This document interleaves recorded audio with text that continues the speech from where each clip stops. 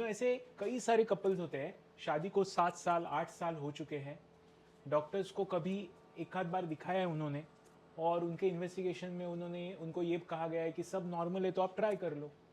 ये पेशेंट आज का ऐसा ही है, 35 ईयर ओल्ड, 7 साल शादी का हुआ है।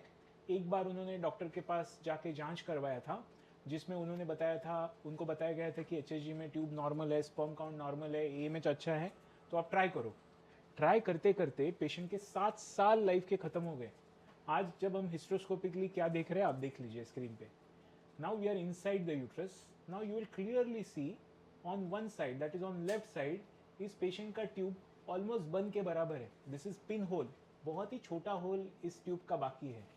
उसके साथ साथ ये जो राइट साइड का ट्यूब है ना, ये अगर ट्यूब को आप ठीक से देखोगे, and this is where you will understand मैं क्या कह रहा हूँ, तो ये जो ट्यूब का ओपनिंग है, उस ओपनिंग से आप जब एचएसजी करोगे तो डाई तो जाएगा और आपको रिपोर्ट आएगा ट्यूब ओपन है।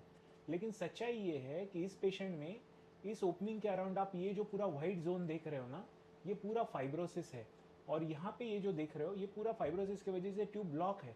अभी हम ऑफकोर्स ये फाइब्रोसिस को कट करेंगे, we are going to make the tubes bigger, but the point is patients feel कि उनका ट्यूब नॉर्मल है।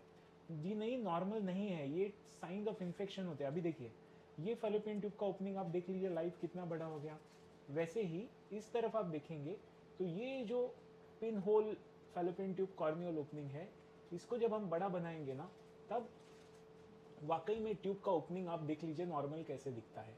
ये देखिए, now we are going to open that. Yes, see this.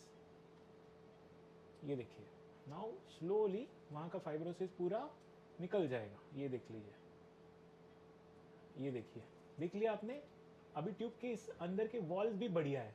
मतलब इस पेशेंट का फैलोपियन ट्यूब्स अभी जो हमने ओपन किया है, ये ओपन किया है, उसके बाद इस साइड पे ये फैलोपियन ट्यूब ओपन किया है, वाकई में इनका फैलोपियन ट्यूब अभी नॉर्मल हो गया है।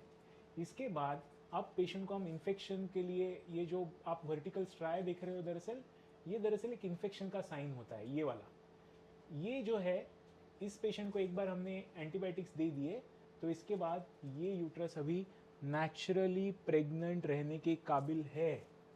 याद रखिए, अगर बहुत टाइम से आप ट्राई कर रहे हो ना, और अगर प्रेगनेंसी नहीं रह रहा है, तो उसकी कुछ ना कुछ वजह होती है, कारण होता है। उसको अगर सही वक्त पे अगर डायग्नोस कर लेना, तो बहुत बार आपको ट्रीटमेंट की आवश्यकता ही नहीं पड़ती। केवल आपके प्रॉब्लम सॉल्व करने के बाद आप नेचुरली कंसीव कर पाते हो। ये इंपॉर्टेंस है investigating of fertility problems with the help of hysteroscopy.